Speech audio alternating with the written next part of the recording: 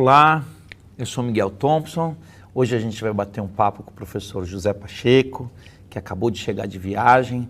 Nós estamos com mais de 800 pessoas aqui no auditório da Editora Moderna para bater um papo com vocês sobre a escola local e a escola global. Como o conhecimento dos territórios educativos pode trazer uma visão universal. E esse é um tema, professor, bem interessante, no momento em que a gente começam a surgir muitas empresas no mundo, na área de educação, que fala de escala, que fala de projetos globais, ao mesmo tempo que a gente tem referências como a Escola da Ponte, que tem sido muito usado como inspiração, e às vezes as pessoas querem reproduzir o que a Escola da Ponte, ou a Finlândia, ou uma boa referência faz. É possível trabalhar um projeto local de maneira global?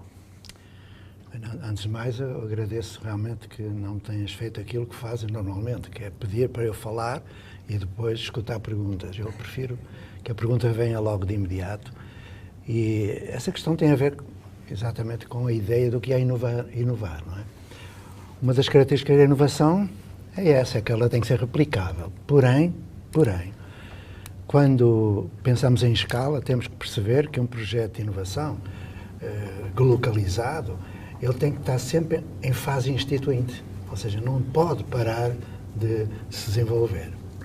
Para além de que projetos locais são projetos globais simultaneamente, ou seja, se nós falamos em inovação, e eu sei que muitas startups neste momento divulgam algumas inovações ou pretensas inovações, elas não são inéditas, porque quase sempre quem as desenvolve são especialistas na área das tecnologias digitais, de informação e comunicação, que eu admiro, sobretudo jovens, mas que não conhecem tudo aquilo que é o repertório ou tudo aquilo que foi, por exemplo, a Ponte e outras iniciativas que são consideradas inovadoras.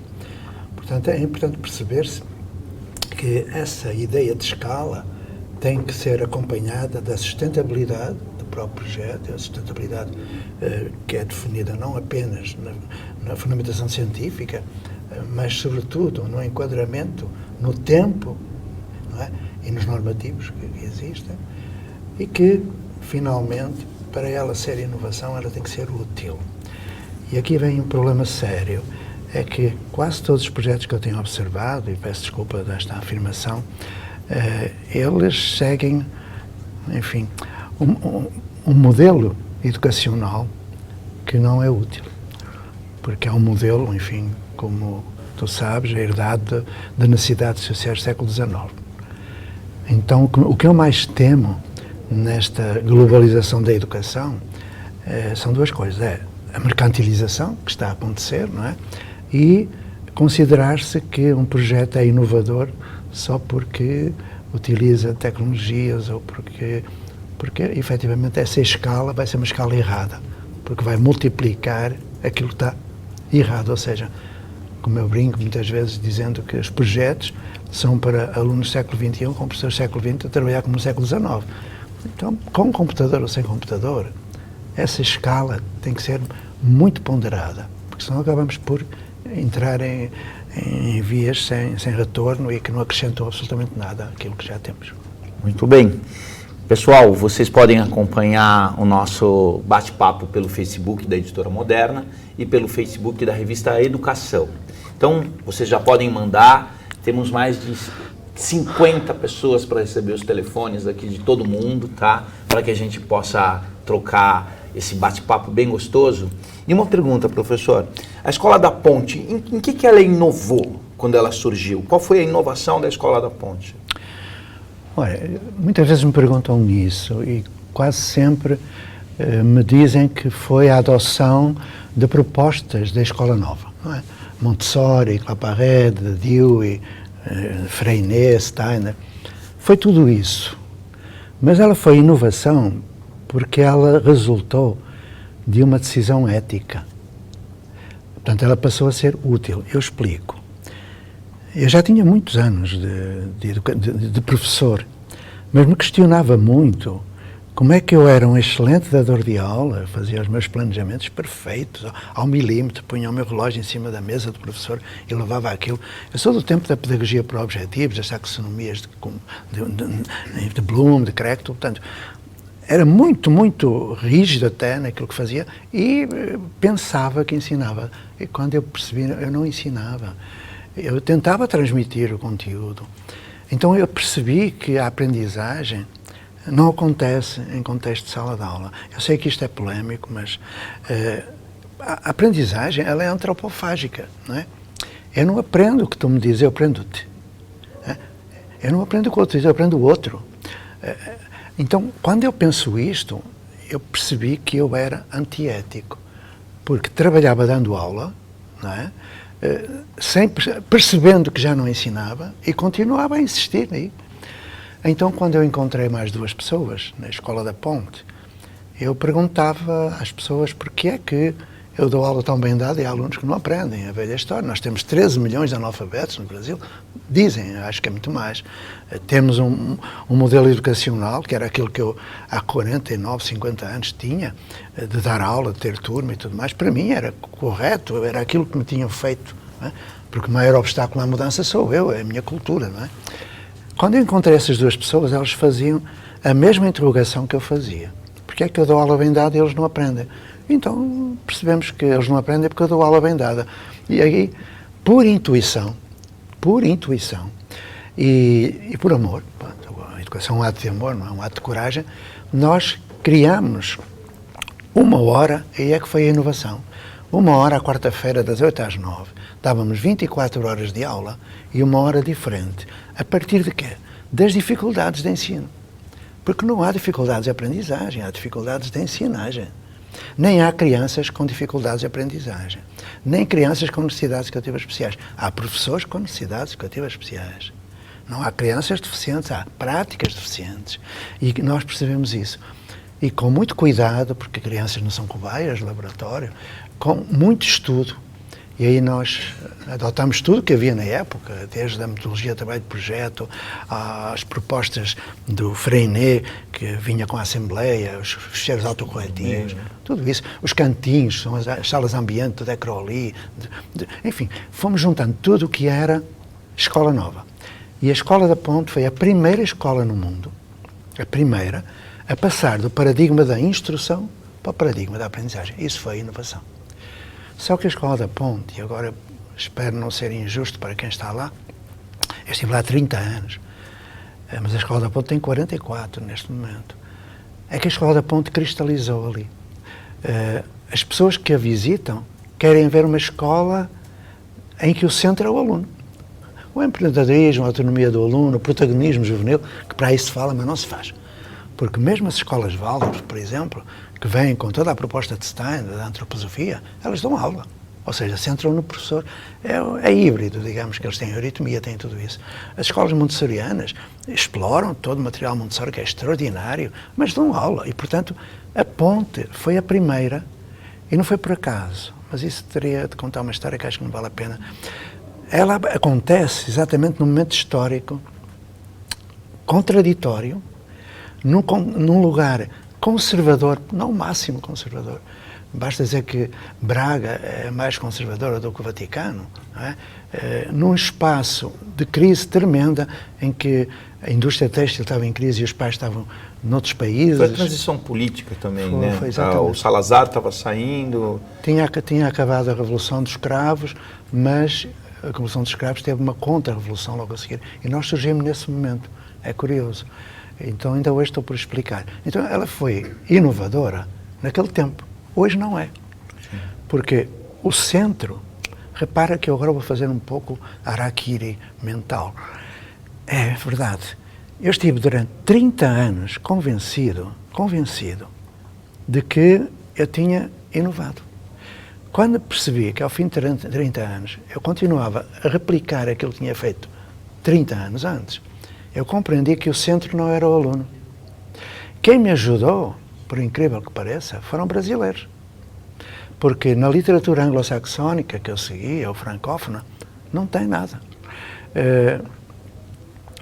Descobri Paulo Freire, incontornável, não é?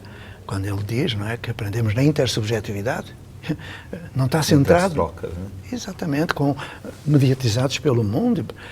E aprendi com um ilustre desconhecido brasileiro, e quando digo desconhecido, digo que é um homem injustiçado, como vários outros, que é Lauro de Oliveira Lima. Sim, das artes, da USP, né? Das artes, né? Que coisa maravilhoso. Extraordinária.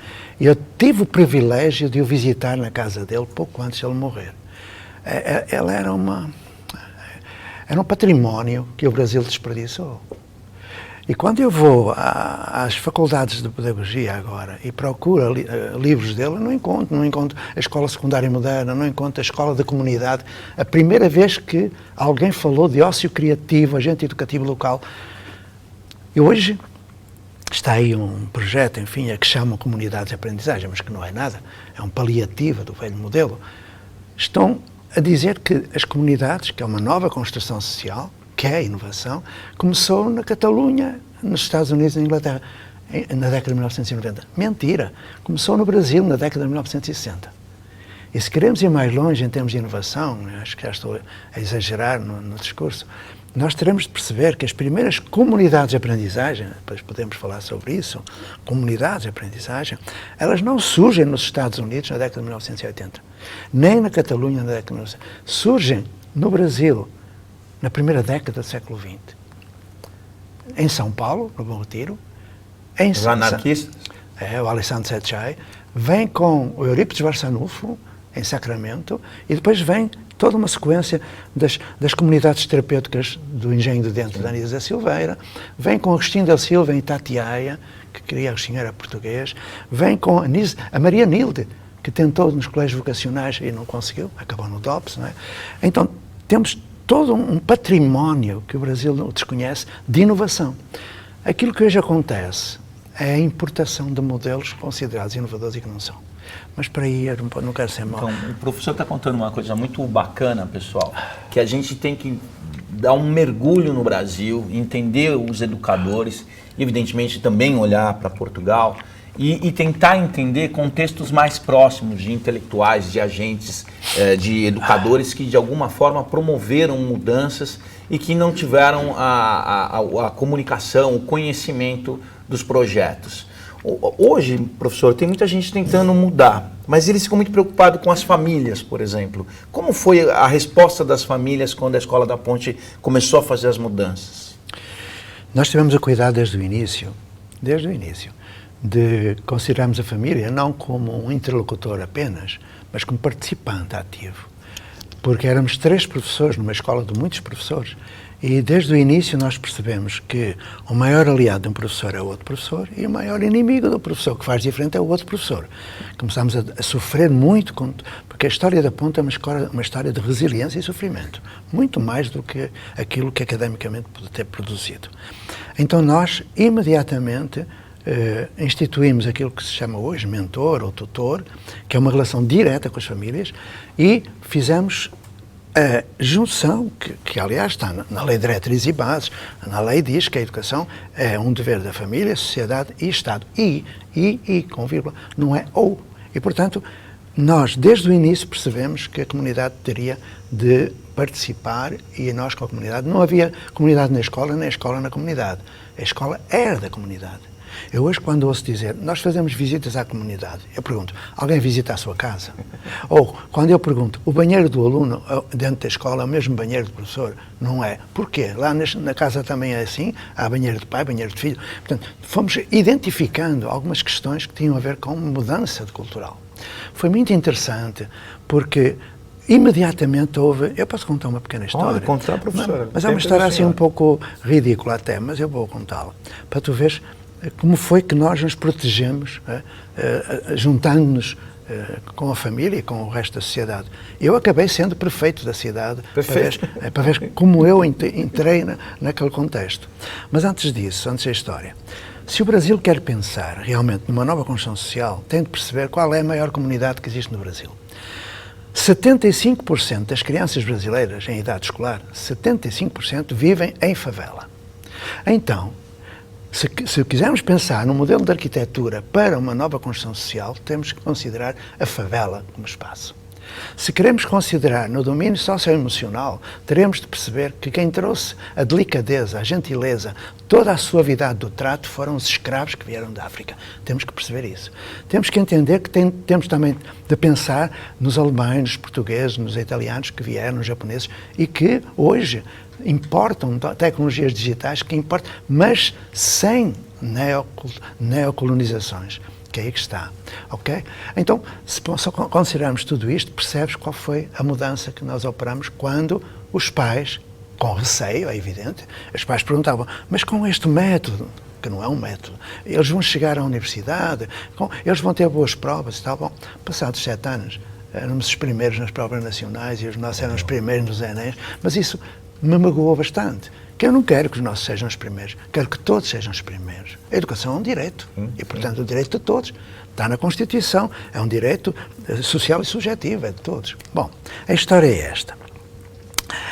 É que, passados 40 anos, depois de começar a ponte, ou melhor, há 40 anos, um pai chegou à escola e disse que queria tirar a filha.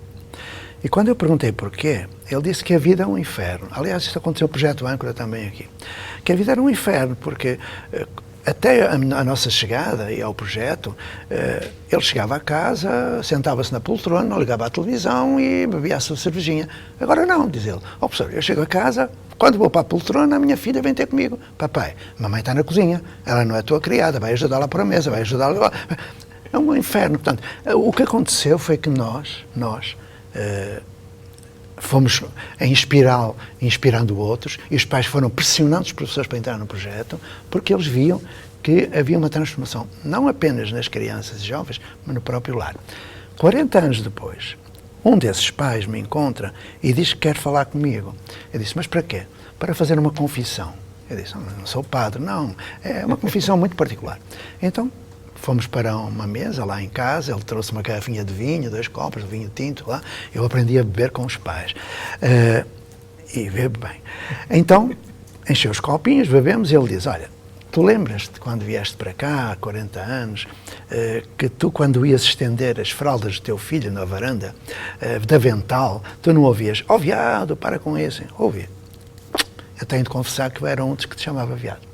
Eu disse, pô, mas porquê? Porque era chocante para nós, naquela época, ver um homem de avental a estender roupa. Não podia. Olha, lembras-te quando tu ias na rua com a tua companheira, abraçado, dar beijinhos, não ouvia? Oh, boiola, tira a mão da... Ouvia. Sabes porquê? Porque naquele tempo, há 40 anos, quando nós íamos para a missa, os homens iam na frente e as mulheres iam atrás, na calçada. Eu disse, mas onde é que tu queres chegar com isso? Ele deu um sorriso e disse, é que agora, olha, eu estendo a roupa, eu abraço a minha mulher, dou-lhe beijinhos, quero lá saber como me chama enviado. A questão é que houve uma transformação total daquele lugar. Porquê? Porque a escola foi mais um lugar onde se aprende. E a escola da Ponte foi uma pena que tivesse, enfim, cristalizado. Mas aqui no Brasil nós temos agora, eu gosto mais de falar do Brasil, que foram além da Ponte. Tem várias perguntas aqui. Tá a Maite Johnson, a Paula Verussa Deva, a Larissa Juliana, a Alice Santo de Assis, a Patrícia Oliveira. Super obrigado pelas perguntas. Eu vou fazer algumas perguntas aqui, tá? E aí a gente vai continuar essa prosa, né? Tem uma pergunta, a Larissa fala da cidade educadora, né? Como a gente pode, você foi prefeito da cidade, inclusive, como é que a gente pode ajudar a transformar a escola e a cidade num espaço educador, onde a escola tem influência, onde todo mundo pensa no jovem ou no mais velho, que será quem vive ali, num espaço de aprendizagem total? Eu estava em Barcelona quando foi feita a carta e fiquei muito feliz. Mas também já tinha estado 10 anos antes na Carta das Cidades Educativas, não é? E tinha percebido a reação do Ivan Illich, não é? A essa carta. Eu sou muito amigo do coordenador nacional em Portugal das cidades educadoras. Vivi em Belo Horizonte, que é a sede das cidades educadoras brasileiras, creio que ainda é. E tenho muito respeito por quem desenvolve essa via de pesquisa. Mas não é por aí. Vamos lá. Eu posso fazer uma ligeira resenha histórica Lógico, para chegar lá? Pode fazer. Bom, mas é algo que vós já sabeis, mas eu preciso recordar, tá bom? Sobretudo os professores devem saber o que eu vou dizer. Há uns 200 anos atrás, um senhor chamado Santander e um senhor chamado Bolívar trouxeram para o Brasil um senhor chamado Lancaster, de uma família tradicional inglesa, que por sua vez trouxe mais uns professores para fazer a monitorização, ou seja, a introdução da escola da aula. Pronto, a primeira Revolução Industrial, toda a gente sabe isto, mas é bom lembrar. E durante todo o século XIX, na América Latina, estou a referir-me à América Latina, se foi alargando, né? Da Nova Granada e da Colômbia, foi para o Peru, entrou na Argentina e, logicamente, que os jesuítas também partilharam um pouquinho dessa novidade. Acontece que no final do século XIX, o Plano Puebla e alguns anunciadores da Escola Nova levaram Adam Ferrier a dizer que essa escola era uma invenção do diabo. É um célebre texto, não é, que está na internet. Escola, invenção do diabo. Porquê? Porque já se percebia que era, digamos, um edifício, considerava-se que a escola era o edifício, o prédio, isolado no contexto de uma comunidade que não tinha nada a ver com a escola e que reprovava a maioria dos seus alunos. Por isso é que vem depois, na psicofisiologia, a determinação dos 50 minutos por aula e tal, essas coisas que a gente sabe. Bom, o século XX foi um século de promessas, mas ainda hoje essa promessa se mantém. Quer-se passar para o centro no aluno, mas nunca se conseguiu, a não ser em duas escolas na Europa, Reggio Emilia, no que tem a ver com a educação infantil, e a Ponte. Poder-se-á dizer que Summerhill também o fez, mas é uma escola particular, que não tem, muito pequena, e que só tem acesso quem tem dinheiro para... Bom, e onde não é assegurado o direito à educação. Atenção. Com todo o respeito que eu tenho pela Zoe Zimmermann e pelo Alexander Neal. Quando chegamos ao fim do século XX, nós já passamos por mais duas revoluções industriais. A de 1980, com os computadores, em que as escolas erradamente fazem laboratórios de informática, que são, digamos, depósitos de lixo digital hoje, e na década de 90, quando entra a internet e a EAD se instala. Só que nós hoje estamos na 4.0, a caminho da 5. Hoje temos inteligência artificial, automação, temos tudo o que é da internet das coisas, tudo mais. E o que é que nós temos neste momento? Uma escola ilha, que está completamente descontextualizada do lugar onde acontece, não é? Porque ela está a reproduzir um modelo do século XIX. Então o que hoje nós precisamos perceber, como eu dizia há pouco, é que para haver uma cidade educadora, e a cidade é tudo, é onde se aprende, não é?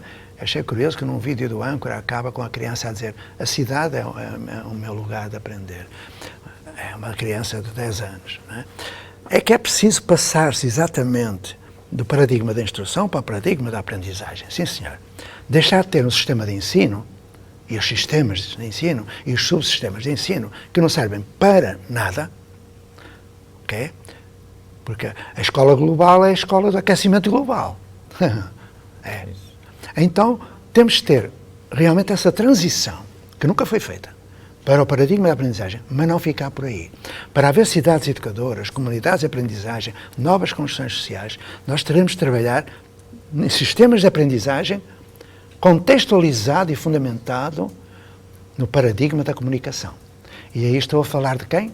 Simon Papert, Simmons, Castells, Lauro, Freire, Maturana, Morin, que nós temos de perceber e reinterpretar à maneira brasileira, que não é a europeia nem a anglo-saxónica. Bem, uma pergunta aqui, bem legal, mas capciosa. Escolas cívico-militares, né? E são duas as questões, né? Uma é que você pensa dessas escolas e que você pensa de ter uma escola dentro de um sistema que é totalmente diferente, né? Só uma em milhares de escolas, né? É uma ilusão pensar que as escolas cívico-militares vão resolver os problemas que hoje afetam o sistema de ensino. Mas, como eu costumo dizer, quando me perguntam o que é que acha, eu digo, não acho nada, eu sou um profissional da educação, não posso achar. Eu manifesto uma afirmação e fundamento. Ok, então é por aí. O que eu penso quando me perguntam se estou de acordo, eu digo, eu não estou em acordo nem em desacordo. É uma medida de política pública tomada por um governo legítimo e eleito democraticamente. Não tenho nada contra. Mas se me perguntam se eu quero uma escola cívico-militar, eu digo que eu quero transitoriamente. Repara, eu trabalho muito em favela, que é o lugar mais tranquilo do Brasil. É onde menos assaltos e crimes talvez aconteçam, mas mais quando as facções se zangam. Eu sinto-me tranquilo, sinto-me seguro. Eu sinto-me seguro. Porquê? Porque eu tenho ali à minha volta pessoas que não estão nada interessadas em que aconteça uma desgraça. Quando eu já fui assaltado 3 vezes, eu já sou brasileiro, considero ter com direito a ser brasileiro. Se eu vou para uma região, não vou agora dar nomes às regiões, uma região qualquer aqui do Brasil, em que eu sei que as crianças correm risco na rua, que os professores correm risco, eu tenho de partir do tempo em que eu vivo. Eu estou num tempo em que os valores fundamentais e que se aplicam à política são o medo, o fundamentalismo, a violência extrema, várias violências, enfim, o egoísmo. Eu tenho de perceber que eu estou num mundo que precisa da intervenção militar e da polícia militar, mas transitória. Se eu for fazer um projeto em algum lugar desses, eu peço para os policiais irem, os policiais militares, mas, e agora o meu dedo autoritário, mas, com todo o respeito que eu tenho pelos policiais e militares, eu fui militar, ok? 3 anos e meio fui militar. E me orgulho, aprendi muito como militar. Espírito de corpo, lealdade, tudo mais, eu aprendi, ok? Então, eu vou chamar os policiais militares para, transitoriamente, enquanto não se instalar o projeto, eu estar seguro de que aquelas crianças e homens, mas esses policiais militares vão agir na segurança, não vão meter o nariz naquilo que é pedagogia, que fique muito claro. Porque dizer que aprende-se mais nas escolas cívico-militares é falso, é falso. Primeiro porque há seleção, depois porque há uma disciplina imposta que vem da Prússia militar e com essa disciplina imposta não se aprende, decora-se para esquecer. E, portanto, não me venham com histórias de que essas escolas são melhores, para além de que têm melhores condições, para além de que têm. O que eles têm, bom, não vou acrescentar mais nada, tenho uma grande consideração pelas escolas cívico-militares, tenho uma grande consideração pelos policiais militares, mas se um policial militar me vem dizer que o meu trabalho, eu tenho todo o direito de pegar uma pistola e ir para a rua fazer o papel. A defesa da nação. Se um médico me diz que eu vou trabalhar, eu tenho todo o direito de ir a um hospital e fazer intervenções cirúrgicas. O Piaget, o velho Piaget, dizia que a educação é a única área das ciências humanas em que toda a gente se considera especialista. Qualquer indivíduo dá palpite sobre educação. E eu, que sou da educação, não posso dar palpite sobre engenharia, sobre medicina, sobre os militares. É esta a questão. Acho que os professores têm que reivindicar o seu espaço e o debate público tem de ser feito com educadores. Eu não admito que um engenheiro, um médico ou um militar me venha dizer como é que eu vou trabalhar. Porque eu tenho respeito por mim e respeito dos professores. Super, professor. E aqui a gente tem uma pergunta, como é que a gente forma esse professor nesses novos tempos? O que é o professor hoje? Ixi, é difícil definir, são professores. Mas quanto à formação, eu tenho muitas dificuldades. Olha, eu fui formador de professores na universidade. Fui formador de formadores, chamados FOFs, formadores. Fui diretor de centros de formação, das EAPs. Fui formador de formadores, consultor de formação, membro do Conselho Nacional, fui tudo isso. Fiz uma dissertação de mestrado e acabei por concluir que formar é impossível. Ao fim de 40 anos eu percebi que transformar é necessário. Ou seja, há 3 grandes gargalos da formação que hoje temos. E quando eu vou agora falar o que vou falar, eu peço que me perdoem, porque eu não vou criticar nada nem ninguém.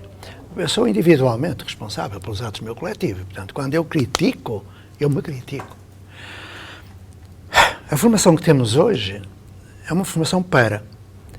E numa nova construção social, o formador não prepara para, constrói com. Tão simples. Nem faz planejamento de aula, ensina o outro a planejar-se e por aí vai. Ou seja, a formação tem que ser isomórfica. A mesma forma. Isomorfos, vem do latim. O que significa que o modo como o professor aprende é o modo como o professor ensina. O que é que nós vemos hoje na formação inicial? Qualquer professor diz aos seus alunos que querem ser professores que o centro deve ser o aluno. Diz ou não diz? Sim. Eu não conheço um professor que não diga isso. E o que é que ele faz? Dá aula centrada no professor. Que das duas uma, ou é esquizofrénico, ou outra coisa que eu não digo. Bom, então, se nós falamos, eu acho muita piada quando vejo na internet, curso de metodologias ativas em sala de aula. Curso de metodologias ativas em sala de aula. É impossível haver metodologias ativas em sala. Em sala de aula a metodologia é inativa. Porra. A pessoa está ali olhando, mesmo que esteja em semicírculo, está a ouvir, está inativa. Bom, mas eu falo do curso. Curso é aula. É aula. Com PowerPoint, sem PowerPoint, lousa digital, quero lá saber. É aula. Não me venham com histórias, com eufemismo. É uma aula. Okay? Então, o professor pode ser muito competente, que eu não duvido, mas ele dá aula. O que fica no formando é o que ele vivenciou. Ou seja, ele não vai... É a mesma forma, o modo como o professor ensina é o modo como o professor aprende, é o modo como o professor ensina. E quando nas universidades e na formação continuada se continua a investir no curso, no estágio, no módulo, no seminário, estamos a desenvolver a velha educação do século XIX. Ou seja, não vai mudar. O segundo grande gargalo é este. Por exemplo, quando saiu o Plano Nacional de Alfabetização na idade certa, eu perguntava qual era a idade certa. Não há uma idade certa, mas pronto, adiante. E eu perguntava, o que é que vão fazer para que haja menos analfabetos? Nós vamos dar capacitação. Ou seja, consideram o professor incapaz ou incapacitado e vão-lhe dar capacitação. É um erro crasso.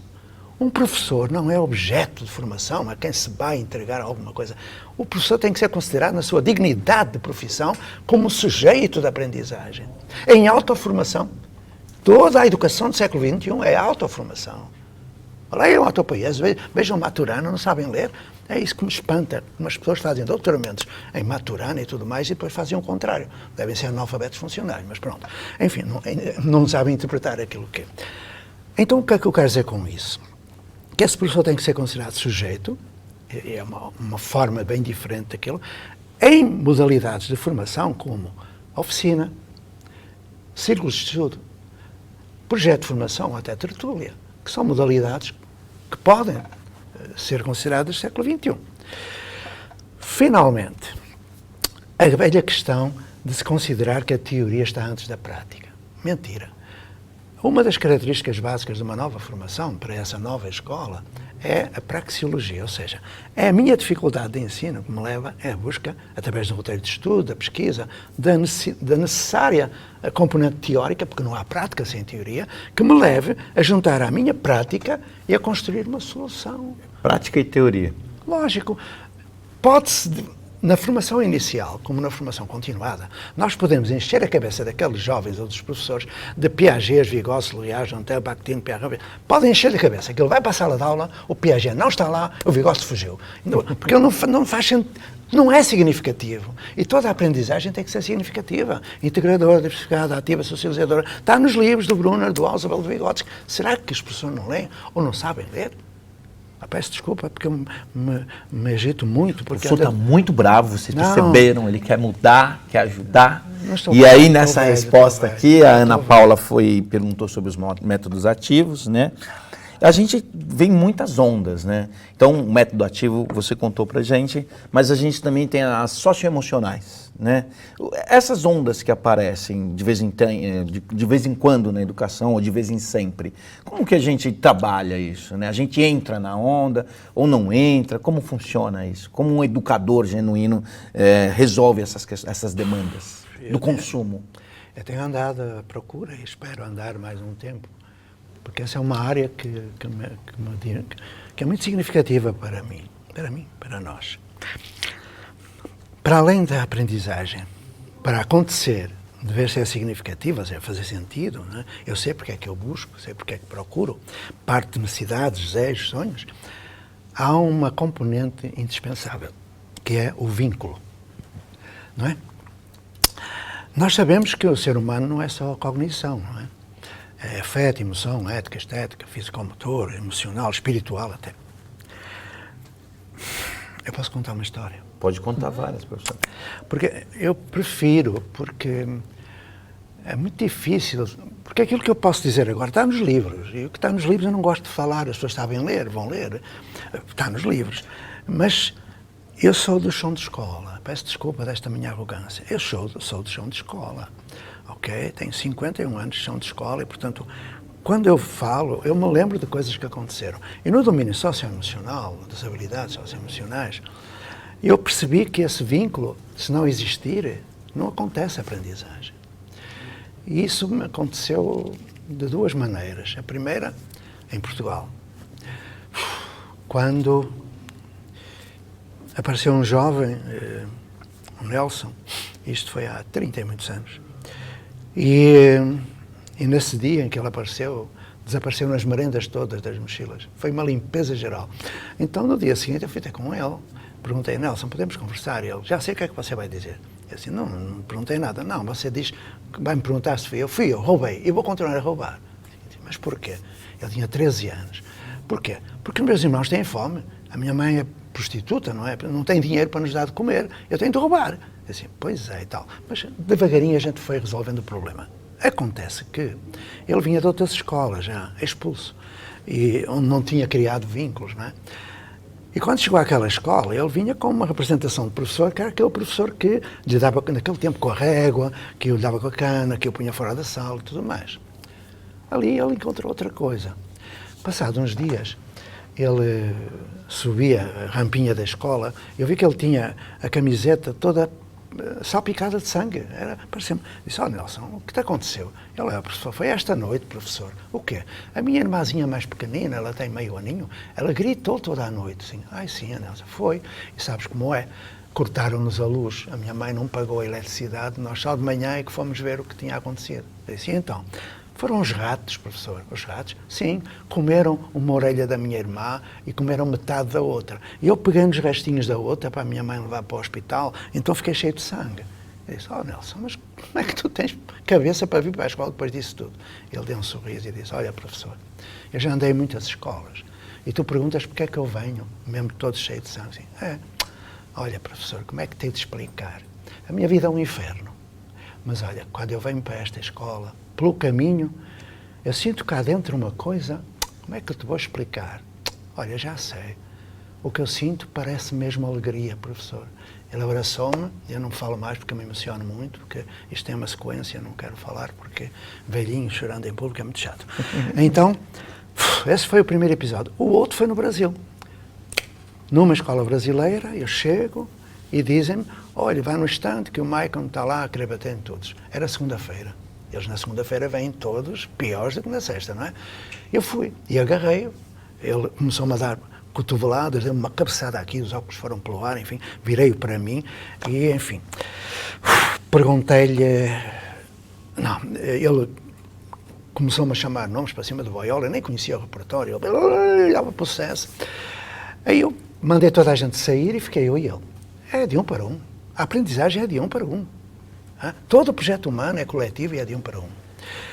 Aí, ao fim de algum tempo, ele olhou à volta e eu teria de explicar quem é este jovem, mas posso dizer-vos que ele, entre outras coisas, ele foi, quando tinha 5 anos, foi estuprado por vários homens.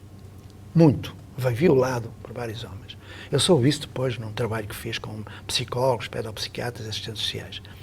E, quando ele se irritava, as fezes saíam, o esfíncter anal abria.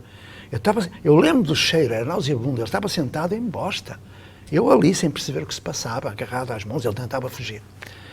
Até que quando ele viu que estávamos só os dois, ele olhou à volta e perguntou-me, Tio, posso fazer uma pergunta? Assim, eu, faz. E já com alguma suavidade ele disse, eu posso dar-lhe um abraço? Eu disse, podes. E abri as mãos. Ele pensava que eu não iria deixar fugir. Ele não fugiu. Agarrou-se a mim. Tio, me ajuda. Tio, leva-me ao banheiro. Eu estou todo borrado, tio. Tio, me ajuda. Encharcou-me de lágrimas, afastou-se e estendeu-me as mãos de novo. Foi lindo. E eu não posso falar mais sobre isto. Vou encerrar. É que naquele momento eu passei a ser, perante ele, mais do que mediador de aprendizagem, eu era um tutor. Eu era alguém que estava ali para o ajudar, ok? Ele hoje está no último ano da universidade. Que legal, professor. Os esfíncteres são controlados e, É um homem maravilhoso e grande amigo. A gente tem várias perguntas aqui. Acho que é Sayonara Ribeiro, né? A Ana Paula Seco Souza, a Eleonor Coutinho, a Joseneide Teutônio. Algumas questões, professor. Essas questões de educação, do vínculo, elas perpassam ao processo, né? Ele tem muito mais a ver com uma conexão humana, né? Que é a conexão que a educação tem que fazer. Agora, há perguntas pragmáticas, né? Um projeto como esse, um projeto que faz com que um ser humano fique engrandecido, como é avaliado? Como a gente avalia esses processos? Formalmente ou é mais a história de vida, né? Não, avaliação. O Brasil não faz avaliação, faz classificação a partir de prova e isso não é avaliação. Como é que nós avaliamos? Fazendo 7 perguntas fundamentais. A primeira pergunta, porquê é que nós aprendemos? A primeira grande pergunta, porquê é que a gente aprende? Porquê é que a criança aprende a andar? Porquê é que a criança aprende a falar? A segunda pergunta, quando é que aprendemos? Quando? Quando entramos na escola, mentira. Aprendemos desde o pré-natal, dentro da barriga da mãe, quando a criança constrói os primeiros neurônios de espelho e depois aprende o ritmo da fala e depois vai. E até morrer. Portanto, toda essa segmentação, já estou a fazer a avaliação do modelo, essa segmentação de Fundamental 1, Fundamental 2 não faz sentido nenhum, muito menos haver ensino superior, que para haver ensino superior tem que haver ensino inferior. E eu não conheço. Eu sou assim, uma língua viperina. Continuando, a terceira pergunta é, onde se aprende? A quarta, com o quê? A quinta, com quem? A sexta, como? E a sétima, como é que sabemos que aprendemos? Através de evidências de aprendizagem. A Escola da Ponte foi muito avaliada externamente. Eu acho que a avaliação externa não deve existir, mas ela foi. E ela foi considerada da excelência académica e inclusão social. Ela está avaliada. O projeto Âncora, por exemplo, e agora a Escola Aberta, que é muito mais do que o projeto Âncora, começa a ter teses de doutoramento, dissertações de mestrado, que são avaliações do próprio modelo. O que está em causa neste momento não é propriamente a avaliação, mas as dificuldades em criar um projeto diferente. Porque muitas vezes diz, porque é que se a Escola da Ponte é tão boa, porque é que não há mais escolas da Ponte? Eu respondo por tua causa, lógico. Lógico, porque o que está em causa são os obstáculos a essa mudança e que leva a que as avaliações, muitas vezes, sejam avaliações enviesadas, não é? Um projeto, ele tem que gerar sustentabilidade. E essa sustentabilidade é incompatível com o quadro normativo que hoje temos. Por exemplo, então eu vou avaliar não a escola, mas o poder público. O poder público, neste momento, incorre em 4 ou 5 crimes. Eu estou a falar de crime. Porque quando o Darcy Ribeiro dizia que a crise mundial, a crise global e a crise do Brasil não era uma crise, mas um projeto, é deliberado de gerar desigualdades, da reprodução cultural, social, através da escola. Mas é muito mais que uma crise no Brasil. É um caso de polícia. É um caso de polícia. Eu explico.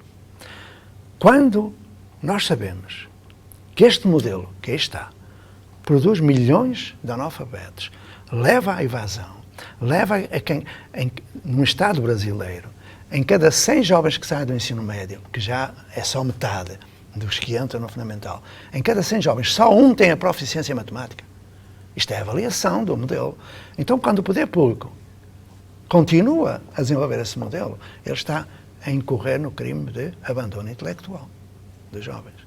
Quando uma escola quer fazer um projeto diferente, e uma avaliação de projeto diferente, e o poder público o obriga a continuar a fazer o mesmo projeto, a aula da turma, ele está a incorrer noutro tipo de crime, que é falsidade ideológica, porque uma coisa é o que está escrito, outra coisa é o que está na prática. Quando, com os recursos que temos, os efeitos no IDEB, por exemplo, são trágicos, isso mostra que pode configurar crime de ineficiência administrativa.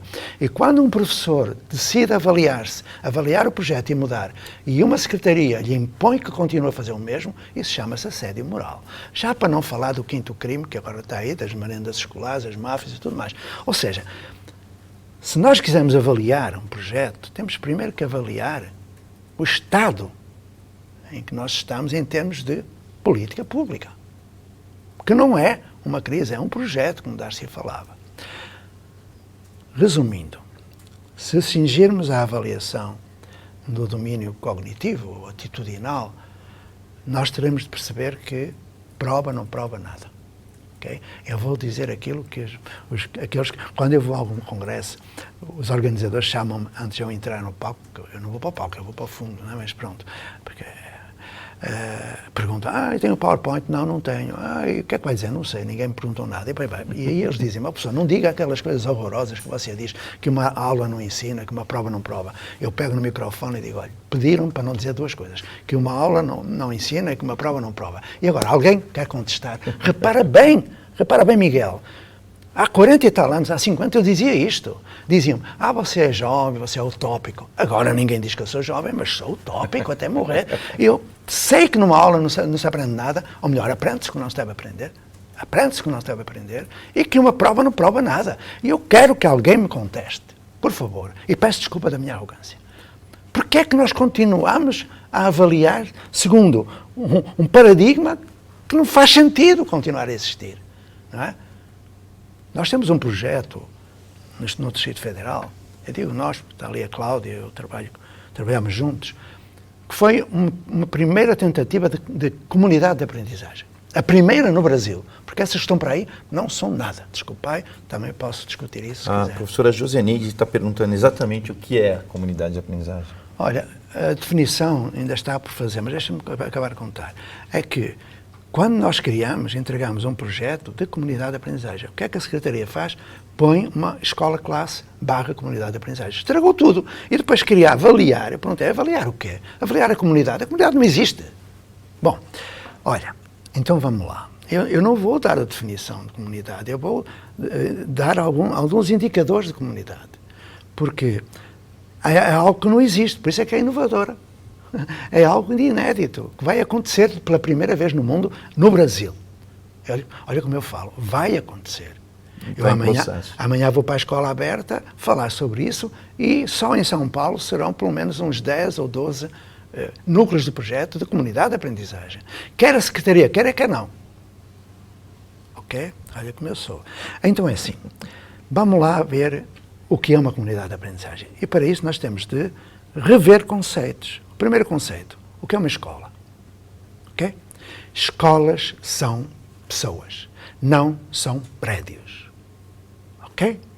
Que fique muito claro. Escolas são pessoas. As pessoas são os seus valores. Então, o primeiro princípio de comunidade. Comunidades são pessoas unidas por valores. Visão do mundo. Ok? Que podem ou não habitar um determinado território. Que pode ser físico ou virtual. Que têm as mesmas necessidades ou necessidades afins. Que desenvolvem ou recuperam o conceito de círculo de vizinhança, para deixarem de estar sozinhos na internet, com entidades virtuais, ou se suicidarem. Porque nunca tivemos tantos instrumentos de comunicação e nunca tão solitários estivemos. Ok? São bonsais humanos que saem desses lugares, enfim, umbiguistas. Então, vamos lá, temos valores, temos o território, temos, sobretudo, aquilo que o Lauro. Vamos falar agora da ciência, não é? Das ciências, da educação, da história da educação, da filosofia da educação, da psicologia da educação, vamos falar de filosofia da educação, vamos falar da epistemologia e tudo mais. E aí nós temos contribuições fantásticas no Brasil. No Brasil. Eu gostaria de sublinhar esta questão. O Brasil despreza aquilo que tem porque tem a síndrome do vira-lata. O que vem de fora é que é bom. Eu vou alertar para uma coisa que o Fernando Azevedo, em 1959, já dizia. Nem tudo aquilo que é bom aos Estados Unidos é bom para o Brasil. Cuidado com essa importação de modas, de aulas invertidas e outras desinvertidas e que não são nada, que são paliativos do velho modelo e que dão dinheiro a muita gente. Então vamos ver se estamos com calma. Comunidade de aprendizagem não é uma escola de modelo tradicional, onde se mete uma biblioteca tutorada, onde se mete um projetinho por semana, onde se leva aos pais a uma reuniãozinha, não é nada disso. Isso é enfeitar a escola árvore de Natal, como dizia o Rubem Alves. Está cheia de projetos e não tem projeto nenhum. O que nós precisamos, no fundo, é de perceber que o que importa é a partir da recuperação do sentido de vizinhança, criar uma federação de vizinhanças, criando bairros, criando... E quando a escola acontece em muitos lugares, porque aprendemos em qualquer lugar, mediatizados pelo mundo, então nós percebemos que não é preciso prédio de escola sequer. Mas se houver prédio de escola, tanto melhor. Sabes porquê? Porque aquilo que hoje são as salas de aula poderão ser lugares onde as pessoas podem instalar ateliês de escultura, reuniões das associações culturais, pode haver uma ágora, que é onde a comunidade se encontra, pode ser a casa da cultura da comunidade. Porque a escola está cometida a intenção de criar conhecimento, produzir conhecimento e elaborar cultura. Se nós vamos continuar a reproduzir essa cultura que nós temos, vamos continuar a ter aquilo que merecemos, não é? Como diria alguém. Então, comunidade, estou a escrever sobre comunidade, sabes? Eu tenho muito medo de falar porque eu nunca publiquei nada. Eu tenho 47 livros publicados no Brasil e tenho dezenas no mundo. E nunca publiquei nada que eu não tivesse feito. Então, estou num dilema. Quando me perguntam o que é uma comunidade de aprendizagem, digo, é mais ou menos isto, mais ou menos aquilo, como agora consegui safar-me, não é? Porque eu vou testar.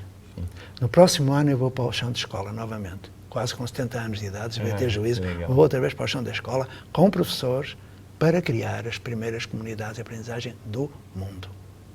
E como formar esse educador, esse professor, que vai existir o professor, é uma liderança, quem vai ser esse sujeito e como será? Somos todos educadores, não é? Mas há aqueles que têm uma formação específica, não é? Como o psicólogo, ou o médico, ou qualquer outro. Eu sei como não se deve criar. Eu tive uma experiência traumática quando fui para a formação na universidade. Lá bem mais uma historinha breve. Eu já tinha 20 anos na Escola da Ponte e convidaram-me para trabalhar em várias universidades. Eu fui. Foi traumático porque quando cheguei, deram-me uma turma, ou melhor, deram-me 3 turmas, que eu não fiz turmas, não é? Eu reuni-os todos no auditório, eu disse, olha, meus filhos, aqui não há registro de presença, ninguém tem que assinar nada, cada um vem quando quer, vamos conversar. Eu perguntei o que eles queriam saber. Repara, a formação de professores inicial na maior instituição e mais famosa instituição de formação do meu país, Portugal. Que no Brasil, certamente, isto nunca aconteceu. Perguntei o que é que eles queriam aprender. Eles estavam no último semestre da formação de professores. Meio ano depois eles iam ser professores. Eles acharam estranho que eu tivesse perguntado o que eles queriam saber. Mas é daí que se parte, não é? Eu teria de saber quais eram as suas necessidades para construirmos roteiros de estudo de um projeto de vida profissional, em que eu depois iria com eles fazer pesquisa, essas coisinhas todas que os livros falam. Bom, aí eles ficaram espantados e disseram, não, aqui não é assim, aqui o professor chega, passa umas transparências, não havia ainda PowerPoint, não é? Mas a mesma história, era um retroprojetor e tal. Mas vocês o que é que fazem? Não, ele é que lê, vocês analfabetos, não sabem ler o que está lá, não. E o que é que está lá? Está o que o Piaget disse, filhos, ficar em casa a ler o Piaget, para que é que vem aqui ouvir um papagaio ler o que está projetado e que está nos livros? Bom, mas a maior surpresa na formação, e por isso é que eu digo que sei como não deve ser, foi quando eu lhes perguntei qual era o trabalho do último semestre. Era um TCC, trabalho de conclusão de curso. Foi espantoso. Eles trouxeram 2 ou 3, eram todos iguais, xerocados. Não havia computador na época. Tudo xerocado, a capa era diferente, porque era o nome deles, portanto era diferente. Aí o que é que eu leio? Era assim, tal e qual. E o Piaget disse para papel. E Vygotsky disse, meus filhos, desculpa lá, eu não sou fofoqueiro, quero lá saber o que é que Piaget disse. Se disse, acabou. Eu quero produção de conhecimento, vocês profissionais da educação, e isto aqui é cópia, não serve para nada. A formação que hoje se faz, infelizmente, e olhar que a maior parte dos meus amigos são professores universitários, porque eu tenho uma grande consideração e respeito. Mas que diabo, quando eu vejo um professor universitário escrever tratados sobre o paradigma da comunicação, já nem é da aprendizagem, já nem é centrado no aluno, é centrado na relação, e eles continuam dando aula. O que é isso? Eu não entendo. Então, nós temos de criar condições para que as pessoas aprendam em contexto de trabalho. Não vale a pena. Nós vamos começar agora, porque ninguém faz nada sozinho, e muito menos eu. Nós vamos começar no próximo ano a trabalhar com várias universidades e cursos de formação de professores. Desde a primeira hora do primeiro ano, esses candidatos a professores vão constituir-se numa turma que provavelmente nem tem só pedagogos, vai ter talvez psicólogos, arquitetos, sociólogos, tudo mais, transdisciplinar, E eles não vão para a universidade, vão para o chão da escola. Vão para lá trabalhar com um educador, vão criar condições de construir projetos de pesquisa que os levem a encontrar respostas na universidade que eles precisam para enfrentar as dificuldades da ensinagem. Então, é completamente diferente. Completamente diferente. Não vem a teoria antes da prática. Muito bom, a gente já tem que ir terminando, né? Professor, muito legal a conversa que a gente teve. Queria só imaginar um pouquinho. Qual é o futuro da educação agora, né? Nesse mundo 5.0? O que vai acontecer? Seremos todos comunidades de aprendizagem? Não sei. Sei é que tem de se elaborar e desenvolver uma nova construção social de aprendizagem. Uma nova construção que não seja paliativa do velho modelo. Eu não sou futurólogo, eu não entendo nada, nem tenho a minha bolinha de cristal para ver qual vai ser o futuro. O que me surpreende é, por exemplo, ver na internet algo como salas de aula do futuro. No futuro não há salas de aula, nem hoje deveria haver. Sala de aula é um escândalo epistemológico no século XX. É preciso não ter vergonha nenhuma para ter sala de aula, porque já sabe que não se aprende nada numa sala de aula. E quando alguém diz, aprende-se, pronto, sabe fazer raiz quadrada, sabe nada, não aprendeu nada. Ok? Vamos lá. Ninguém sabe o que vai ser no futuro. O que eu sei é que não é como agora. E que o futuro é hoje. Ok? E eu faço um apelo muito forte, sobretudo ao poder público e às universidades, para que não sejam empecilhos na mudança. O meu amigo António Nova, quando lhe falaram das salas de aula do futuro, ele respondeu, no futuro não haverá salas de aula. E que eu saiba, António Nova é um dos maiores expoentes da educação no mundo. Ele agora é adido na Unesco. Eu não sou nada. Ok? E aprendi muito com ele há 30, 40 anos atrás, trabalhamos juntos. Então, se um grande educador diz isto, eu sei que no futuro, que é hoje já, pelo menos não haverá aula, nem turma, nem série, nem prova, nem nada disso, que isso é lixo pedagógico do século XIX. Se queremos falar de escolas do futuro, teremos que pensar em novas construções sociais de aprendizagem, que foram anunciadas por brasileiros e também por alguns gringos, muito menos por mim. E se quiseres depois acompanhar, e os companheiros que estão a escutar-nos, acompanhar, podem ir até ao Distrito Federal, ou podem ir à Escola Aberta de São Paulo, não estou a fazer propaganda, porque merece. Pode ir a outras escolas que estão por aí, porque o futuro vai começar já. E já começou. É essa a boa notícia que eu tenho. É que, quer o poder público queira, quer não, nós vamos criar uma nova construção social. Porque estou cansado de ver gente a não aprender, estou cansado de ver jovens a suicidar-se. Eu estou cansado disso.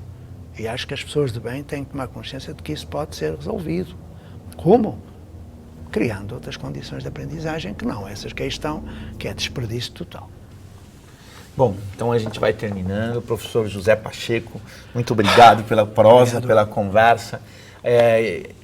Essa entrevista vai ser reproduzida no nosso site, né? A gente quer que você continue conversando com a gente, mandando perguntas. E teremos outras lives aqui o ano que vem. Essa é a última, né, live do ano. E a gente vai se encontrar aqui o ano que vem. E o professor Pacheco sempre por aqui, né, trazendo suas ideias, ajudando a construir um novo modelo de educação. O futuro é hoje, só está mal distribuído. Obrigado, pessoal. Tchau!